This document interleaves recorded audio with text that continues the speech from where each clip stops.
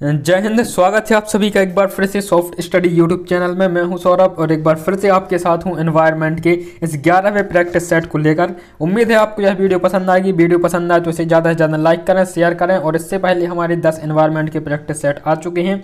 यदि आपने उन्हें नहीं देखा है तो लिंक डिस्क्रिप्शन में दिया गया है, जहाँ से आप उन सभी वीडियोज़ को देख सकते हैं। और चाइल्ड डेवलपमेंट एंड पेडागोजी के 13 प्रैक्टिस सेट आ चुके हैं।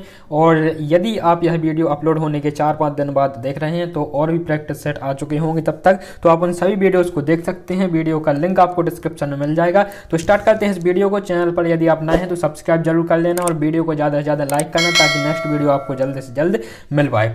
तो स्टार्ट करते हैं पहले क्वेश्चन के साथ में। पहला क्वेश्चन आप अपने मोबाइल की स्क्रीन पर देख पा रहे हैं। लिखा हुआ है कि संकटग्रस्त वन्य जंतु जातियां हैं। संकटग्रस्त वन्य जंतु जातियां हैं। तो यहाँ पर दोस्तों एक बात याद रखनी है, संकटग्रस्त वन्य जंतु जातियों की बात हो रही है, ना कि लुप्तप्राय और ना ही लुप्त हो चुकी जाति। ठीक है, तो यहाँ पर जो संकटग्रस्त जंतु जातियां हैं वो हैं कौन सी? यहाँ पर मगरमच्छ एवं राइनो। ठीक है, मगर एवं राइनो। राइनो कौन है? तो एक सींग वाला जो गेंडा होता है उसे हम राइनो कहते हैं। और ये एक सींग वाला गेंडा जो पाया जाता है यह असम के काजीरंगा नेशनल पार्क में पाया जाता है। ये भी आपको याद रखना है। ठीक है, कल की वीडियो थी हमारा जो 10वां प्रैक्टिस सेट था, उसमें पूछा गया था कि लुप्त हो चुकी जनजातियां कौन सी हैं। ठीक है, तो उसमें कौन सा आंसर था? यहाँ पर गोडावन एक पक्षी था और इसके अलावा डोडो। ठीक है, गोडावन एवं डोडो ये दो पक्षी हैं जो कि पूरी तरह से लगभग लुप्त हो चुके हैं। डोडो तो देखने को मिलता ही नहीं है, इसके केवल अवशेष बचे हुए हैं पृथ्वी पर।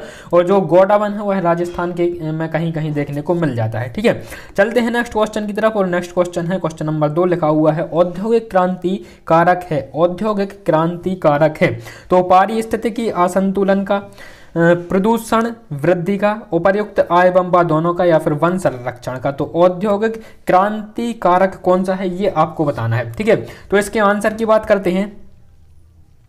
तो इसका जो आंसर हो जाएगा ऑप्शन नंबर सी, उपर्युक्त आ एवं बा दोनों। ठीक है, औद्योगिक क्रांति जो कारक है वह पारिस्थितिकी असंतुलन का भी है एवं प्रदूषण वृद्धि का भी है। ठीक है, चलते हैं नेक्स्ट क्वेश्चन। औद्योगिकरण के जो कारक हैं ये दोनों हैं पारिस्थितिकी असंतुलन एवं प्रदूषण में वृद्धि होना। ठीक है, नेक्स्ट क्वेश्चन है क्वेश्चन नंबर 3। लिखा हुआ है आणविकरणीय संसाधन के उदाहरण है। आणविकरणीय संसाधन के उदाहरण है तो धातु एवं मृदा, पेट्रोल एवं जीव, कोयला एवं जल, या फिर धातु एवं पेट्रोल। ठीक है, तो आणविकरणीय संशोधन जो संसाधन है वो कौन से हो जाते हैं? यहाँ पर ऑप्शन नंबर बी, पेट्रोलियम एवं जीव। ये जो है आणविकरणीय ऊर्जा के उदाहरण है, या फिर आणविकरणीय संसाधन हम बोलते हैं। ठीक है, नेक्स्ट क्वेश्चन है क्वेश्चन नंबर 4। लिखा हुआ है वन्य जीवों को अत्यधिक नष्ट करने से क्या कारण हो, क्या इसका प्रभाव होगा, ये आपको बताना है। वन्य जीवों को अत्यधिक नष्ट करने से क्या होगा? यहाँ पर तो कृषि में सहायता मिलती है, तो बिल्कुल ही सहायता नहीं मिलती है। यदि वन्य जीवों को नष्ट किया जाता है तो उससे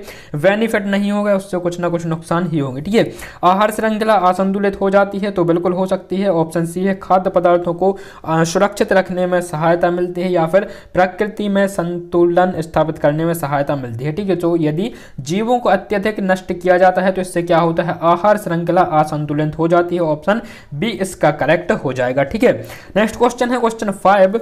विलुप्ति के संकटग्रस्त जंतुओं और पादपों की सारणी का प्रकाश किस पुस्तक में किया गया है? ठीक है, जो ऐसे जीव हैं जो विलुप्ति की कगार पर हैं या फिर विलुप्त होने वाली जातियां हैं, उनका प्रकाशन या फिर उनका जो है किस बुक में उनका प्रकाश किया जाता है? ठीक है, जो जंतु होते हैं विलुप्त प्राय या फिर पादप होते हैं तो उनका किया जाता है रेड डाटा बुक में। ऑप्शन ए इसका करेक्ट हो जाएगा। ठीक है, इनका वर्णन रेड डाटा बुक में देखने को मिलता है। नेक्स्ट क्वेश्चन है दोस्तों क्वेश्चन 6। लिखा हुआ है निम्नलिखित में से कौन पारिस्थितिक असंतुलन होने का कारण हो सकता है? निम्नलिखित में से कौन पारिस्थितिक असंतुलन होने का कारण हो सकता है? तो यहाँ पर वन संरक्षण, भूमि संरक्षण, वन्य जीव संरक्षण, या फिर कागज का अधिकाधिक उत्पादन।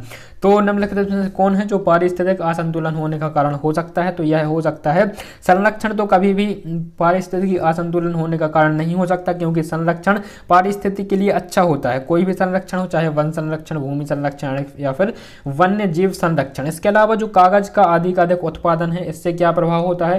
कागज पेड़ से बनता है, लकड़ी से बनता है, तो पेड़ों की कटाई होती है और इससे फैक्ट्रियों से बहुत अधिक मात्रा में प्रदूषण भी होता है। तो जो कागज का अधिकाधिक उत्पादन है यह पारिस्थितिकी में असंतुलन होने का कारण हो सकता है। ऑप्शन डी इसका करेक्ट हो जाएगा। नेक्स्ट क्वेश्चन है क्वेश्चन नंबर 7। लिखा हुआ है पेड़ महत्वपूर्ण है। पेड़ किस लिए महत्वपूर्ण है?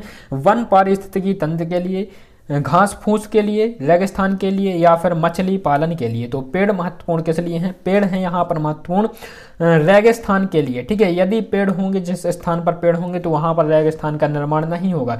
जैसे ही पेड़ों की कटाई हो जाएगी और वहाँ पर पेड़ देखने को नहीं मिलेंगे तो जो धूल है, जमीन है, वो धीरे धीरे धूल में परिवर्तित होती है और वहाँ पर धीरे धीरे रेगिस्तान का वो रूप ले लेती है। तो ऑप्शन सी यहाँ पर करेक्ट हो जाएगा, पेड़ महत्वपूर्ण है रेगिस्तान के लिए, ठीक है। नेक्स्ट क्वेश्चन है यहाँ पर क्वेश्चन नंबर 8 लिखा हुआ है, कोई भी वस्तु किसके द्वारा निर्मित होती है? कोई भी वस्तु निम्नलिखित में से किसके द्वारा निर्मित होती है, ठीक है। तो कच्चे माल से होती है, पक्के माल से होती है, दोनों से होती है या फिर इनमें से कोई नहीं होता। तो कोई भी वस्तु है वह उस वस्तु के कच्चे माल से निर्मित होती है। ऑप्शन नंबर ए हो जाता है इसका करेक्ट। चलते हैं अगले क्वेश्चन की तरफ और क्वेश्चन नंबर 9 आपकी स्क्रीन पर है, आपके मोबाइल की स्क्रीन पर है। लिखा हुआ है, बड़े ही सुंदर आवास बनाने वाला पक्षी है। बड़े ही सुंदर आवास बनाने वाला पक्षी है। कबूतर, दर्जी चिड़िया, कोयल या फिर तोता। तो यहाँ पर जो सबसे सुंदर आवास बनाने वाला पक्षी वो है कौन सा? दर्जी चिड़िया। ऑप्शन बी इसका करेक्ट हो जाएगा, ठीक है। ये है दर्जी चिड़िया, आप अपनी स्क्रीन पर देख सकते हैं और कुछ इस प्रकार की ये आवास बनाती है जो देखने में बहुत ही सुंदर लगते हैं, ठीक है।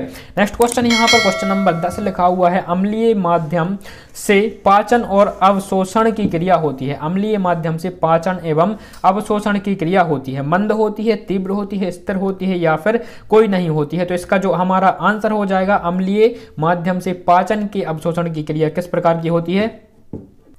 तो ऑप्शन ए इसका करेक्ट हो जाएगा, अम्लीय माध्यम से पाचन के अवशोषण की जो क्रिया होती है वो मंद होती है, ठीक है। नेक्स्ट क्वेश्चन है क्वेश्चन 11, कोलेस्ट्रॉल को कम करने में सहायक है। कोलेस्ट्रॉल को निम्नलिखित में से कम करने में सहायक क्या है? ये आपको बताना है, आंवला, आम, सेब फल या फिर तुलसी, ठीक है। तो कोलेस्ट्रॉल को कम करने वाला जो यहाँ पर पदार्थ है वो है आंवला। आंवले में विटामिन सी प्रचुर मात्रा में पाया जाता है, ये कोलेस्ट्रॉल को कम करने में सहायक होता है। नेक्स्ट क्वेश्चन है क्वेश्चन 12, बारहसिंगा के संरक्षण से संबंधित राष्ट्रीय पार्क कौन सा है? बारहसिंगा से संरक्षण से संबंधित राष्ट्रीय पार्क कौन सा है? कौन से राष्ट्रीय पार्क में बारहसिंगा को संरक्षण प्राप्त हुआ है? तो यहाँ पर जो उसका आंसर हो जाएगा ऑप्शन सी इसका करेक्ट हो जाएगा, काजीरंगा, ठीक है। काजीरंगा एक सींग वाले गेंडे के लिए तो विख्यात है ही, एक सींग वाला गेंडा वहां पर पाया जाता है। साथ ही साथ यहाँ पर बारहसिंगा को भी संरक्षित किया गया है। ऑप्शन सी इसका करेक्ट हो जाएगा, ठीक है। काजीरंगा राष्ट्रीय उद्यान कहाँ है? असम में है। यदि असम की बात आती है तो आपको एक और राष्ट्रीय उद्यान याद रखना है, राष्ट्रीय नेशनल पार्क, यहाँ पर राष्ट्रीय जो है उद्यान, ठीक है। तो ये जो है काजीरंगा के साथ मानस राष्ट्रीय उद्यान, ये भी असम में ही स्थित है, ठीक है। नेक्स्ट क्वेश्चन है यहाँ पर क्वेश्चन 13 लिखा हुआ है, निम्नलिखित में से कौन सा ठोस अवशिष्ट प्रदूषक है? निम्नलिखित में से कौन सा ठोस अवशिष्ट प्रदूषक है? तो बोतलें, क्रॉकरी, प्लास्टिक कंटेनर या फिर उपर्युक्त सभी। तो यहाँ पर कौन सा है जो ठोस अवशिष्ट प्रदूषक है? तो ये सभी हैं जो दोस्तों ठोस अवशिष्ट प्रदूषक हैं। ऑप्शन डी इसका करेक्ट हो जाता है, ठीक है। नेक्स्ट क्वेश्चन 14 लिखा हुआ है, पारिस्थितिकी शब्द का सर्वप्रथम प्रयोग किसने किया? पारिस्थितिकी शब्द का सर्वप्रथम प्रयोग किसने किया? लेटर ने किया, हैकल ने किया, ओडम ने किया या फिर उपर्युक्त सभी, ठीक है। तो पारिस्थितिकी शब्द का जो सर्वाधिक प्रयोग किया है वो किया है लेटर ने। ऑप्शन ए इसका करेक्ट हो जाएगा, ठीक है। लेटर, पारिस्थितिकी, ये आपको याद रखना है। नेक्स्ट क्वेश्चन 15, जैव कारक है, जैव कारक है मृदा भौतिक कारक जो सजीवों पर प्रभाव डालते हैं, सभी सजीव जो दूसरों को प्रभावित करते हैं, मृदा रासायनिक कारक जो जीवन पर प्रभाव डालते हैं, या फिर ऑप्शन डी हो उपर्युक्त सभी, ठीक है। तो यहाँ पर जो हो जाएगा जैव कारक कौन से हैं? तो सभी सजीव जो दूसरों को प्रभावित करते हैं ये जैव कारक कहलाते हैं। ऑप्शन बी इसका करेक्ट हो जाएगा। नेक्स्ट है, भोजन, स्थान तथा प्रकाश के लिए सबसे अधिक प्रतिस्पर्धा होती है। भोजन, स्थान तथा प्रकाश के लिए सबसे अधिक प्रतिस्पर्धा होती है। एक स्थान की निकट संबंध की जातियों में, विभिन्न आवास के निकट संबंध की जातियों में, एक स्थान पर उगी दूर संबंध की जातियों में, या फिर विभिन्न स्थानों की दूर संबंध की जातियों में। तो भोजन, स्थान तथा प्रकाश के लिए सबसे अधिक जो प्रतिस्पर्धा देखने को मिलती है वो मिलती है एक स्थान की निकट संबंध की जातियों में, ठीक है। एक स्थान पर जितना निकट जातियों का संबंध होगा उतनी अधिक वहां पर प्रतिस्पर्धा देखने को मिलेगी, भोजन में, स्थान में एवं प्रकाश में या फिर ऊर्जा में, ठीक है। नेक्स्ट क्वेश्चन यहाँ पर क्वेश्चन 17 लिखा हुआ है, चट्टानों के बड़े टुकड़ों के टूट टूट कर सूक्ष्म कणों में परिवर्तित होने को कहते हैं। चट्टानों के बड़े टुकड़ों को टूट टूट कर सूक्ष्म कणों में परिवर्तित होने को कहते हैं। तो इसे हम बोलते हैं अपक्षमन। ऑप्शन ए इसका करेक्ट हो जाए, अपक्षमन। ठीक है, चट्टानों के जो बड़े बड़े टुकड़े होते हैं, जो बड़े बड़े पत्थर होते हैं, समय के साथ साथ उनमें क्षरण देखने को मिलता है। ठीक है, उस क्षरण को हम बोलते हैं अपक्षमन। ऑप्शन ए इसका करेक्ट हो जाएगा। ठीक है, नेक्स्ट क्वेश्चन है 18। कौन सी बीमारी प्रदूषण के कारण होती है या बढ़ जाती है? कौन सी बीमारी प्रदूषण के कारण होती है या बढ़ जाती है? तो स्कॉर्वी होती है, या फिर रियोमेटिज्म होती है, हीमोफीलिया होती है, या फिर ब्रोंकाइटिस। तो इसका जो करेक्ट आंसर हो जाएगा प्रदूषण के साथ होने वाली जो बीमारी है यहाँ पर ब्रोंकाइटिस। ऑप्शन डी इसका करेक्ट हो जाएगा। ठीक है, प्रदूषण के बढ़ने के कारण यह बीमारी होती है। नेक्स्ट क्वेश्चन है यहाँ पर क्वेश्चन 19 लिखा हुआ है, जल प्रदूषक का प्रमुख कारण है। जल प्रदूषक का प्रमुख कारण है धुआं, साबुन, औद्योगिक त्याज्य या फिर अमोनिया। ठीक है, तो जल प्रदूषण का प्रमुख जो कारक है वह है यहाँ पर ऑप्शन सी औद्योगिक त्याज्य। औद्योगिक उद्योगों से, फैक्ट्रियों से निकलने वाला वहाँ का जो पानी होता है वो है औद्योगिक त्याज्य। ऑप्शन सी इसका सही हो जाता है। चलते हैं नेक्स्ट क्वेश्चन की तरफ। क्वेश्चन नंबर 20, सबसे सस्ता परिवहन कौन सा है? निम्नलिखित में सबसे सस्ता परिवहन कौन सा है? जल परिवहन, वायु परिवहन, स्थल परिवहन या फिर उपयुक्त में से कोई नहीं। ठीक है, तो जो सबसे सस्ता परिवहन है वह कौन सा है? यहाँ पर ऑप्शन हो जाएगा जो यहाँ पर ए करेक्ट हो जाएगा, जल परिवहन। ठीक है, जल परिवहन को सबसे सस्ता परिवहन माना जाता है। इसमें सबसे कम व्यय होता है। यदि जल के माध्यम से जो नौकायान होती हैं, जहाजें होती हैं, उनके माध्यम से परिवहन किया जाता है तो इसमें सबसे कम जो व्यय होता है, सबसे सस्ता यह परिवहन होता है। ठीक है, नेक्स्ट है अहमदाबाद में सूती वस्त्र की कितनी मिलें हैं? अहमदाबाद में सूती वस्त्र की कितनी मिलें हैं? तो अहमदाबाद में सूती वस्त्र की कितनी मिलें हैं ये आपको बताना है। इसका जो आंसर है, अहमदाबाद में टोटल 69 सूती वस्त्र की मिले हैं। ठीक है, चलते हैं नेक्स्ट क्वेश्चन की तरफ। क्वेश्चन नंबर 22, भारत में तमिलनाडु सूती वस्त्र उत्पादन में कौन से स्थान पर है? भारत में तमिलनाडु सूती वस्त्र उत्पादन में कौन से स्थान पर है? पहले स्थान पर, दूसरे स्थान पर, तीसरे स्थान पर या फिर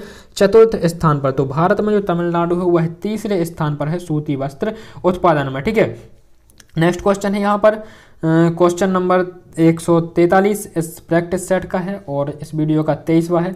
लिखा हुआ है, पृथ्वी के वायुमंडल में ओजोन मतलब O3 की उपस्थिति गत वर्षों में पृथ्वी का औसत तापमान बढ़ने के कारण बनी है। लाभदायी है क्योंकि जेट विमानों के यात्रियों को O2 की आवश्यकता होती है। प्रकाश संश्लेषण की दर को कम करती है या फिर पृथ्वी यूवी किरणों से प्रभाव को कम करती है। ठीक है, तो ओजोन परत की जो मौजूदगी है उसका क्या लाभ है, क्या करती है? तो पृथ्वी पर आने वाली जो परावैंगनी किरणें हैं, यूवी रेज हैं, इनको कम करती है। ठीक है, ऑप्शन डी इसका करेक्ट हो जाएगा। नेक्स्ट क्वेश्चन है ओजोन की परत।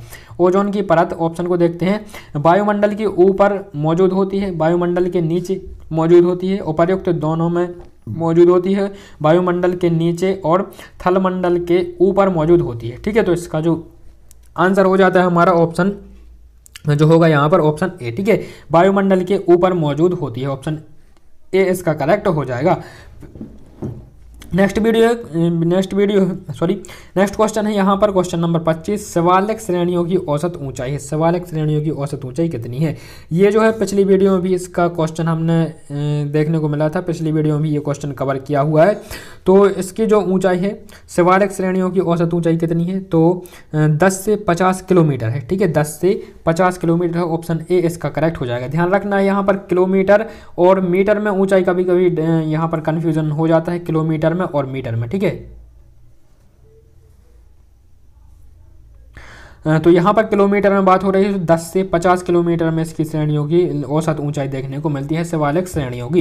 नेक्स्ट क्वेश्चन है क्वेश्चन 26, पर्यावरण की मूलभूत संकल्पना नहीं है। पर्यावरण की मूलभूत संकल्पना नहीं है। अनुकूलन, जनसंख्या वृद्धि, परिवर्तनशीलता या फिर पार्थिव एकता। तो पर्यावरण की मूलभूत संकल्पना नहीं है, कौन सी नहीं है? जनसंख्या वृद्धि। जनसंख्या जो वृद्धि है यह पर्यावरण की संकल्पना नहीं है। ठीक है, नेक्स्ट क्वेश्चन है क्वेश्चन 27, पर्यावरण का तत्व है जल, वायु, मृदा या फिर उपर्युक्त सभी। तो ये सभी जो है पर्यावरण के तत्व हैं, ऑप्शन डी इसका करेक्ट हो जाएगा। नेक्स्ट है पर्यावरण अध्ययन की प्रकृति है एकल अनुशासनिक, बहु अनुशासनिक, संकुचित या फिर द्वि अनुशासनिक। तो पर्यावरण की जो अध्ययन की जो प्रकृति है वो किस प्रकार की है? तो यहाँ पर बहु अनुशासनिक है, ऑप्शन बी इसका करेक्ट हो जाएगा। नेक्स्ट क्वेश्चन है क्वेश्चन नंबर 29 इस वीडियो का लिखा हुआ है, स्टॉकहोम में आयोजित प्रथम विश्व पर्यावरण सम्मेलन में कितने देशों ने राष्ट्रीय राष्ट्राध्यक्ष शामिल हुए थे? स्टॉकहोम में आयोजित प्रथम विश्व पर्यावरण सम्मेलन में कितने देशों के राष्ट्राध्यक्ष शामिल हुए थे? 109, 119, 121 या फिर 129? तो यहाँ पर कितने देशों के राष्ट्राध्यक्ष हुए थे? 119 देशों के राष्ट्राध्यक्ष शामिल हुए थे, ये आपको याद रखना है। ठीक है, चलते हैं इस वीडियो के अंतिम क्वेश्चन की तरफ। और अंतिम क्वेश्चन यहाँ पर शो नहीं कर रहा है आपको, तो यहाँ पर जो क्वेश्चन था, अंतिम क्वेश्चन है, जून 1972 में विश्व पर्यावरण सम्मेलन का आयोजन हुआ था। जून 1972 में विश्व पर्यावरण सम्मेलन का आयोजन हुआ था यहाँ पर। तो ये कब हुआ था? स्टॉकहोम में हुआ था। और कहाँ हुआ था? कब हुआ था? 1972 में पर्यावरण सम्मेलन का आयोजन हुआ था स्टॉकहोम में। ठीक है, ये आपको याद रखना है। और इसी स्टॉकहोम में आयोजित प्रथम विश्व पर्यावरण सम्मेलन जो था, इसी में 119 देशों के राष्ट्राध्यक्ष शामिल हुए थे। तो दोस्तों, ये था इस वीडियो का अंतिम क्वेश्चन। उम्मीद है आई होगी आपको वीडियो पसंद। तो करना है वीडियो को लाइक, शेयर करना है। यदि आप चैनल पर नए हैं तो चैनल को सब्सक्राइब करके बेल आइकन को जरूर प्रेस करें, ताकि यहाँ पर अपलोड की गई प्रत्येक नेक्स्ट वीडियो की नोटिफिकेशन आपको समय पर मिलती रहे। मुलाकात होगी आपसे नेक्स्ट वीडियो में, तब तक के लिए नमस्कार, जय हिंद, वंदे मातरम।